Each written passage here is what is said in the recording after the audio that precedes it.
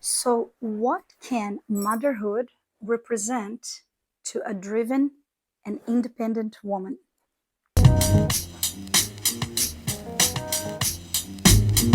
always knew I wanted to become a mother one day, but at the same time, I grew up watching women becoming more and more independent, building their own career, their financial security, and discovering they had opportunities that previous generations never had. Many of our choices are shaped around what we learned from our parents, what worked, what didn't. We start building our lives trying to avoid the same mistakes, but aware that we're going to make our own along the way. But one thing I never questioned is that I would grow up to pursue my own independence.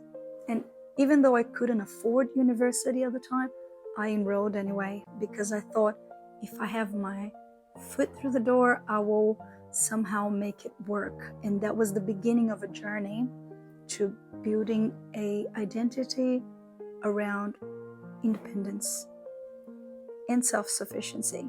I chose physiotherapy. As a musician at heart, I'm still sometimes trying to fully understand my choices. But the more I look back, the more I realize how much my physiotherapy career and my musical career has complemented each other quite beautifully. As a singer, though, I have carried another belief for many years that success had to happen while I was young. For some reason, I feared turning 30s as if it was a deadline.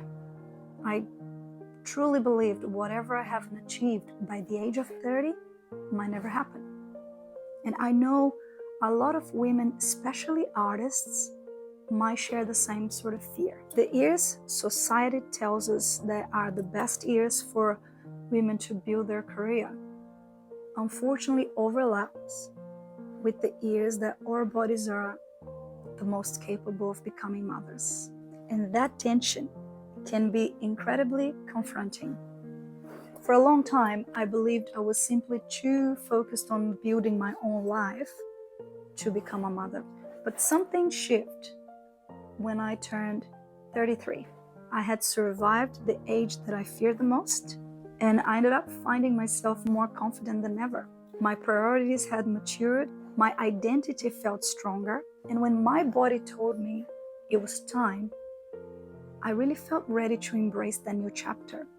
Now, did motherhood change my career in physiotherapy and in music? Completely.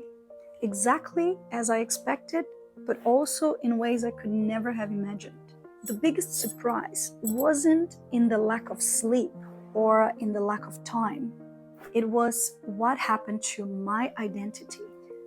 I had spent so many years building a version of myself that was fiercely independent. Then suddenly, I became a mother. And I realized that no matter how capable we are, mothers need support. We do. We need physical support. We need mental support. We need emotional support. And we need financial support too. And for a woman whose identity is built on self-sufficiency, that can be extremely confronting. But it also becomes an invitation to grow, to learn how to receive. Now, you might be listening thinking, no, I'd rather keep my independence. And I get it, because I thought the same for a very long time. But you know what? Lately, I've realized receiving is actually one of the greatest skills that we can develop, not only as mothers, but as women.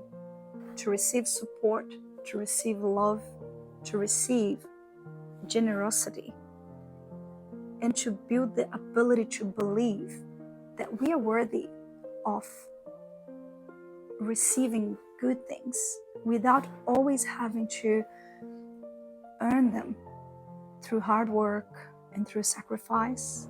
For me, that has become a quiet type of strength. Motherhood gave me the opportunity to strengthen the partnership side of the relationship with my husband. It has taught me how to lean into family and friends, and helped me to discover that allowing ourselves to be helped doesn't necessarily mean weakness. Sometimes it's another form of courage. Professionally, I naturally stepped back. I didn't have the same hours, the same energy, or the same capacity I once had. Suddenly, the most important thing in my life was in my arms. And I realized the stage can wait. The business can adapt. Motherhood became a season of transition, a time to slow down, to be fully present with my baby, and to give myself time to rediscover a new version of myself. It was a season to redefine priorities, to reshape my routines, and gently rebuild life from a completely different foundation. Because even if we return to our previous weight, our clothes might not fit the same, and friendships may also change. Family will also surprise us in both beautiful and painful ways. The people you thought would always be there for you might not be, and others might surprisingly become your greatest support. It truly is a new world. I believe that's why many women, when become mothers, they change careers, they create new businesses, they find new passion, and sometimes they find new purpose altogether. Motherhood doesn't simply interrupt life, it transforms it.